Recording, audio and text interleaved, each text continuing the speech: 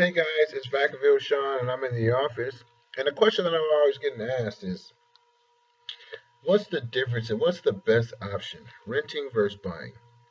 Okay, so look, and basically, it really fits on your lifestyle. Like, what is your lifestyle about? On the renting side, are you going to be in an area for a long time? Are you trying to be mobile? Is there a reason why you don't want to be connected to the community? Because let's face it, when you buy a home, you become connected with that community because you own the house over at 123 Main Street. That's pretty much it. They're always going to look at you and the county records and all that. You're connected with that town and that community. Okay, so when you rent, I mean, your mail is coming to that address and all that, but other than that, the city's provide. You're not really a city. You know, you're not a part of the community because you could just move and go live into another community. I mean, that's. But anyway, that's a difference that I see right off the bat. Renting versus buying. If you want to be connected to the community, um, a pillar, if you want to be anchored, then buying of course is a good option. But if you got things to do, you got places to go, and you got a limited time, and there's other things that you got planned, then renting could be probably a smarter option. Although there's some smart investor types that will buy a property, and as soon as they're done using it, will just go ahead and take that investment, because that's what it is. It is one of your investments, and turn that over to a property agency, a property management company, and let them take it over for them, and they'll find a renter and put somebody in that house, and next thing you know, the renters will be taking care of the mortgage payment of the house, and over time you will see gains in appreciation. So that's a very smart move if you're or if you're even thinking or wanting to become into investing. Right? That's probably your first bet at some small investments that make a lot of sense. Your dwelling that you live in. Okay. All right. So second, um, it's financial wise. Let's face it, buying a home is very expensive.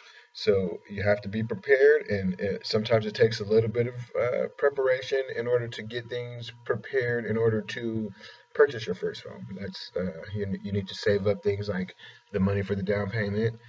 You need to have a steady income, have an income and a job for over about 2 years within the same field in order to be able to qualify for the financial loan that you'll need to be able to acquire the property. So, yep, that's probably the big one, So that's why renting is a lot of the times the first step for most homeowners on the process anyway, because there's a process that you have to save the money, you have to get yourself organized in order to put yourself in a position to buy a home. But hey, let me share some quick stories with you. Um, I have several friends that have purchased homes, and 10 years goes by, 20 years goes by, and I even have a buddy that was telling me his home is almost paid off. He's been there for about 25 years, and yeah, the time just goes by. You don't realize it. You're sitting there, you're paying your rent like normal because we all have to pay for the place that we live.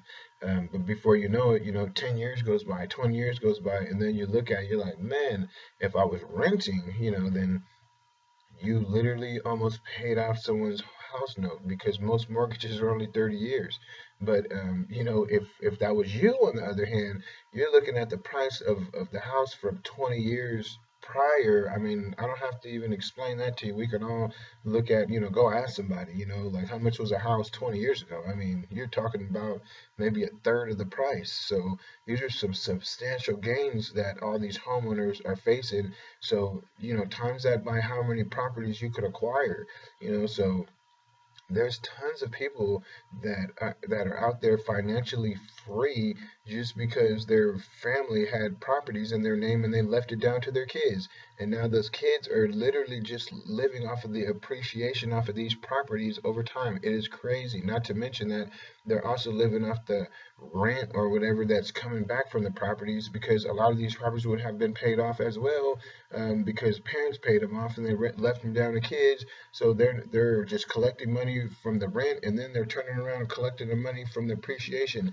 That's what I'm trying to say. Real estate is a win-win-win all the way around. So yeah, there's deals all the way around. Right now, especially, we're in the off season right now. We're going into it's almost going to be Thanksgiving, so this is the time that a lot of realtors take off. And so there's a lot of less activity going on in the real estate market. But when there's a lot of activity, what happens when somebody wants to sell their house and there's a deadline that they have to sell their house and they have to get out and they need to be out of their house? That's when you can find some deals. So anyway, yep, renting versus buying. There's a whole bunch of reasons why you would probably want to buy, and there's obviously a lot of reasons to rent as well. Like I said, we could talk about this all day. There's several other reasons. Several other reasons as well. But one of the main reasons that I bought my home is because I'm a handy guy and I like to do repairs and things like that. And I like to maintain my own home, and I like to upgrade my own home. If I want to be able to put a pool in the backyard, or if I want to lay some concrete back there, or paint the walls or paint something, I can do that as a homeowner. But you can't necessarily do that as a renter. So there's just some extra freedoms that you get with home ownership, when it comes to customizing your property. So when you're talking about the overall quality of your life, of living, of the things that you really want, if you want to have a dog or a pet or things like that, you don't have rules that are telling you can't have. There's of course some home developments that you might buy in might say, hey, we don't have animals here or whatnot, and that's the rule that place is specifying, because that's how they want their community ran.